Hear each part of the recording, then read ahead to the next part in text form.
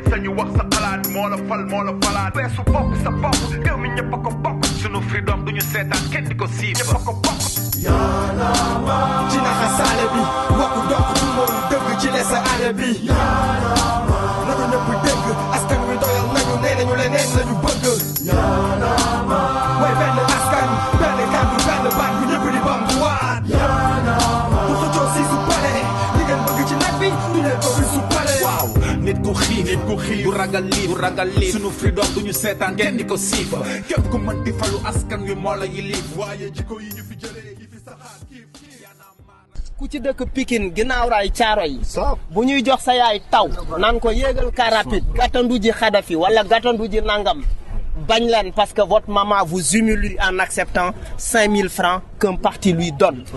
Il faut que ngeen xam ni ñun bu njëkk mag ñi ñoo doon jël parole bu problème amee ci dëkk mais étant donné que le monde est à l'envers mouvement bi nag kër gi moo ko initié ñu topp ci ginnaawam parce que c'est un combat noble donc nañu ànd ci xeex bi et on compte beaucoup sur vous. En 96, Kilifeu, l'autre membre du groupe et moi, nous étions des grévistes à la base. On s'est retrouvés 3 mois sans aller à l'école et tout. On a même parlé d'année blanche ou pas. Je suis venu retrouver Kilifeu pour lui dire, mais écoute, moi je pense que comme on est en train de déranger une administration qui gère 1000 à 2000 personnes, c'est juste un établissement, pourquoi ne pas essayer de parler des problèmes du pays et du continent? Donc créons un groupe de rap avec des principes, quoi. Ça, des gens, garder l'honneur, la dignité, la tête haute, mener le combat à fond. J'ai toujours beaucoup aimé écrire mes clips engagés. Parce que je me suis toujours mis en contre-pouvoir avec les gens qu'on dit qui sont intelligents. Parce que moi, en fait, mon principal combat, c'est de me surpasser et d'essayer de faire des choses positives qui n'ont jamais été réalisées ou qui se sont arrêtées à un niveau et essayer d'aller plus loin. Donc, je dois énormément réfléchir pour arriver à un stade où je joue un rôle important dans la société, quoi, et dans le monde. Comme ce peuple sénégalais là, doit accepter qu'on viole sa constitution. Wade du fi doon candidat. Wade du fi doon candidat, duñu ko nangu. Duñu ko nangu. Benn mbir am na, nañu prolonger date inscription ci liste électorale yi. Loolu la ñu soxla tey jii nañ ko yóbbu ba mois de décembre. Sénégal ñëpp am seen carte, est-ce que pare ngeen yéen ñëpp? ak ñu tàgg suñu bopp ñun ñëpp pare nañ ci. Merci. On discutait beaucoup de politique, beaucoup d'engagement, beaucoup de société, beaucoup d'économie. Un soir, ce qui a créé le déclic, c'est une coupure d'électricité. On discutait et on disait il fallait qu'on fasse quelque chose. Mais quoi faire? On a passé en revue tous les mouvements là qui ont eu à exister. On a dit mais pourquoi les Sénégalais ne répondent pas? Pourquoi les Sénégalais ne réagissent pas? Du moment où on a une certaine expérience en association, on a dit mais on va faire quelque chose d'un peu d'iconoclaste qui sera différent de tout ce qui s'est passé jusqu'ici. C'est vrai que le Sénégalais est fataliste, mais on va essayer de réveiller ce qui reste de sa capacité d'indignation. Y'en a marre, comme ça fonctionne. On essaie toujours de toucher le Sénégalais là où les politiques n'ont jamais touché. Et puis c'est ce qui fait le succès de Y'en a marre.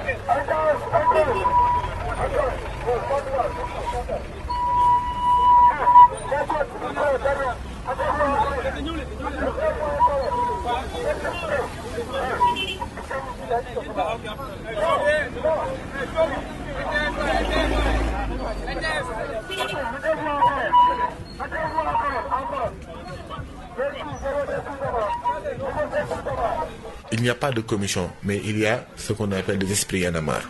Toute personne qui veut adhérer à Y'en a marre, il a la responsabilité d'être Y'en a marre là où il est. Et ce qui ça nous a permis de mailler très vite le territoire, de s'aimer un peu partout des antennes Y'en a marre. Chacun en a marre, à sa façon. On en a marre juste dans les foyers. On en a marre jusque dans nos poches. Donc il nous faut un changement qualitatif, socio-économique. Le changement dans les comportements. Et pour ça, il faut toujours partir à partir de la base. La base, c'est la cellule familiale. Sinon, on va beau parler de Sénégalais de tout nouveau, mais il n'y a rien.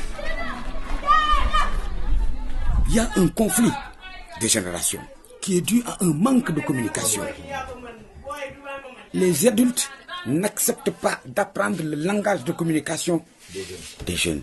Donc il nous faut essayer de voir leur conception de l'existence, comment ils voient les choses. On a une idée stéréotypée sur le rap. Dire que les éléments du rap, c'est des gosses, c'est des street danseurs, des danseurs du rap. Non, du tout. Dans le monde du rap, ces jeunes d'aujourd'hui, c'est des gardiens de la morale. Ils veillent sur la structure de la société. Le noyau même de leurs chansons, leur thème, c'est la description de la société avec ses différentes facettes, telle qu'elle est ou telle qu'on aimerait qu'elle soit. Et je me suis rendu compte que ces gosses-là, vraiment, ils font des analyses pertinentes sur la société avec un moyen de communication extraordinaire. Il y a un projet de société derrière. Nous sommes le seul mouvement qui dit on va essayer de créer un homme neuf, un nouveau type de Sénégalais. Et on a la chance d'avoir le mouvement hip-hop, c'est des leaders d'opinion. Les jeunes s'identifient à eux. Si on touche cette élite-là, on peut avoir un impact sur la population. Parce que l'objectif, c'est les jeunes. Si vous voulez changer un pays, vous changez la mentalité des jeunes. Parce que contrairement à ce que les gens pensent que c'est 2012 qui est notre motivation, non, 2012, c'est juste le commencement.